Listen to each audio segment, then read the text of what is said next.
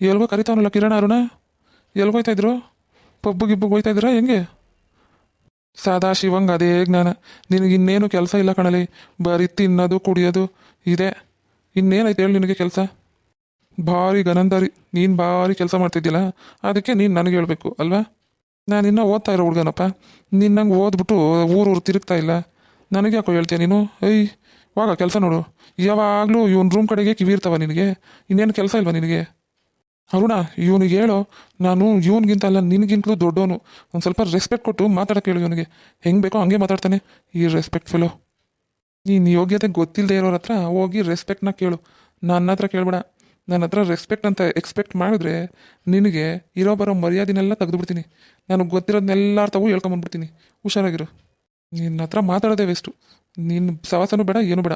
ಹೋಗ, ನಾನು ಹೋಗ್ತೀನಿ. ಏನಾದರೂ ಮಾಡ್ಕೊಳ್ಳಿ. ಏನೋ ಸೀರಿಯಸ್ ಆಗಿ ಮಾತಾಡ್ತಾ ಇದ್ರಲ್ಲ, ಏನಾಯ್ತೋ ಏನೋ ಅಂತ ವಿಚಾರಿಸಿದ್ರೆ ನನಗೆ ಮರ್ಯಾದೆ ಇಲ್ಲದೆ ಮಾತಾಡ್ತೀಯ. ನಿನ್ನ ಸವಾಸಕ್ಕೆ ಬರಲ್ಲ. ಹೋಗು, ಏನಾದರೂ ಮಾಡ್ಕೊ ನೀನು. ಯಾಕೋ ಹಂಗೆಲ್ಲ ಮಾತಾಡ್ತೀಯ ನೀನು ಅವನಿಗೆ? ಎಷ್ಟೇ ಆಗಲಿ ನನಗಿಂತ ದೊಡ್ಡವನು ಅವನು. ನೀನು ಮರ್ಯಾದೆ ಕೊಡ್ಬೇಕು ತಾನೇ ನೀನು ಅವನಿಗೆ? ಏನು ಹಂಗೆಲ್ಲ ಮಾತಾಡೋದು ನೀನು? ಅಯ್ಯೋ, ಅವ್ನು ಮಾಡೋ ಕೆಲಸಕ್ಕೆ ಮರ್ಯಾದೆ ಬೇರೆ ಕೇಳು.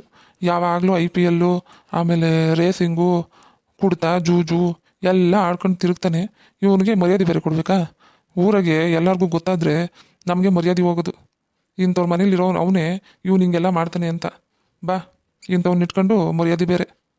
ಇನ್ನು ನಮ್ಮ ಮನೇಲಿ ಇಷ್ಟೆಲ್ಲ ಗೊತ್ತಾಗಿದ್ರು ನಮ್ಮ ಮನೇಲಿ ಮಡಿಕೊಂಡಿದ್ದೀವಲ್ಲ, ನಮಗೆ ಬುದ್ಧಿ ಇಲ್ಲ. ಅಪ್ಪ ಇವನಿಗಿದೆಲ್ಲ ಗೊತ್ತಿಲ್ವಲ್ಲ ಅವನೇನೇನು ಮಾಡ್ತಾನೆ ಅಂತ. ಯಾಕೆ ಗೊತ್ತಿಲ್ಲ? ಅಪ್ಪ ಇವನಿಗೂ ಎಲ್ಲ ಗೊತ್ತು. ಆದರೆ ಅವ್ರ ಅಣ್ಣನ ಮಕ್ಕ ನೋಡ್ಕೊಂಡು ಸುಮ್ಮನೆ ಅದೇ, ಏನಾದರೂ ಅನ್ಕೊಂತಾರೆ ಅಂತ. ಇಲ್ಲ ಅಂದಿದ್ರೆ ಎಲ್ಲಿಟ್ಕೊಳ್ಳೋದು ಅಪ್ಪಯ್ಯ ಇವನ್ನ? ಏನಾದರೂ ಮಾಡ್ಕೊಂಡು ಸಾಯ್ಲಿ. ಬಾ, ನಿನ್ನ ಮಕ್ಕ ನೋಡೋಕ್ಕಾಯ್ತಲ್ಲ ನನಗೆ. ಮೊದಲು ಹೋಗ್ಬಿಟ್ಟು ನಿನ್ನ ಕೆಲಸ ಮುಗಿಸ್ಕೊಂಡು ಬರುವ. ಬಾ, ಸರಿ ನಡಿ ಹೋಗುಮ್ಮ.